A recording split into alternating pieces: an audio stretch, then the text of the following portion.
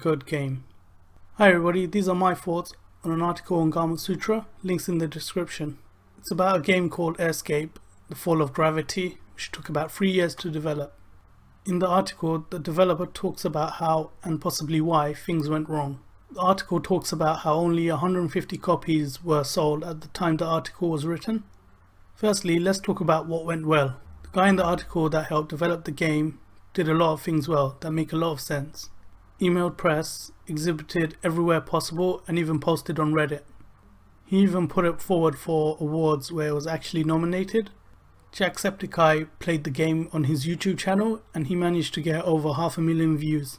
I believe Total Biscuit got a review copy of the game but chose not to cover it. At least that's where I heard of the game, as well as the article in question. The section "The Game" in the article has data poorly misinterpreted, I believe. The developer doesn't mention any real-world feedback, reviews or comments on the game. I think it's naive not to ask anonymously people in the real world what they think of the game, especially in the early stages of development, as opposed to the end. Relying on metadata on the internet of all things is a bad idea. I don't agree with the whole death and life cycle theories or systems he decides to talk about.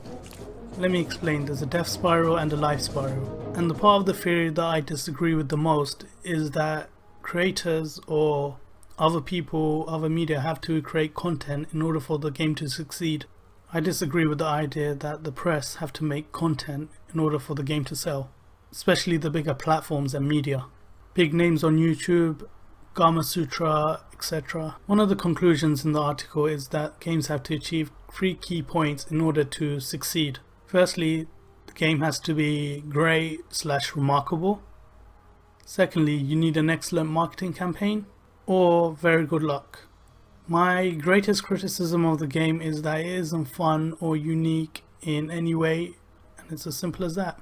I disagree where it's written that this is a good game. I don't even believe it's that. If this game released 5 years ago or in a couple of years time, I honestly believe it still would have bombed. I don't think that marketing sells games, which is what the writer in the article alludes to. I don't think the writer understands the concepts behind marketing. Marketing does not sell games.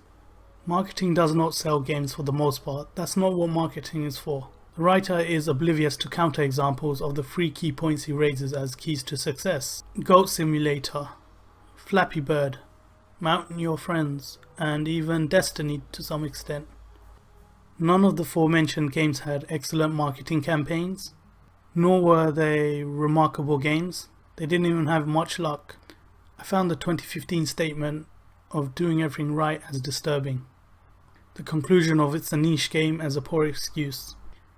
Niche games can become mainstream. I find the expression doing everything right as a naive approach to not do anything unique.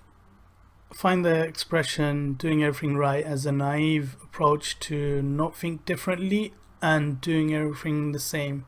Remember, following the masses means you don't stand out. I'm happy to see that the developer looked at games like Super Meat Boy, Hotline Miami, Nuclear Throne, etc. But his conclusion that these, quote, very hard games are outliers is wrong. The reason they were successful is because something about them gave them mass appeal to people who dislike, quote, very hard games like me. The art style and gameplay do not match, and neither does the narrative. I'm happy to see that the writer is optimistic, but worry he doesn't see the flaws in his logic. I do actually agree with most of what is written. I strongly disagree with the ethos and the conclusions made. I hope the writer watches and appreciates my understanding of business and where I'm coming from. Points I would raise finally: get honest or as close as possible real-world reviews of your game. The sooner someone tells you your game isn't great, the better. Take on board the criticisms as soon as possible at your discretion. Differentiate between advertising and marketing. YouTubers advertise themselves, not games. Especially the bigger Let's Play names, including PewDiePie-esque channels. Believe it or not, they can make any game look fun for specific audiences. Market your product as the fun experience it is. Whether it's a bullet hell, open field warfare, a simple physics-based game as an amazing goat. Don't go for awards for your game before it's released. That looks bad. Ask people how much they would genuinely be willing to pay for the game. Accept the market for what it is, not what you would like it to be. Don't confuse a fully working game with a good one. Some games barely work, but they're still fun. Don't target potential consumers, target fun and exciting. Make a game that's fun with gravity physics. Remember, you're providing a gaming experience. So are so many others. Differentiate yourself in a fun way, not just for the sake of it. Ask yourself, is it something you would have fun playing? Would you spend the hours necessary completing the game and possibly replaying the game all over again for the same experience? In my sad conclusion, it's a half-baked game with little to no seasoning. A great student game that will undoubtedly lead to more and new games that are better. I hope your future ventures are more successful and this video helps in some little way. I hope you can take something positive out of this. Thanks for watching, leave a like, favorite and subscribe, and see you soon.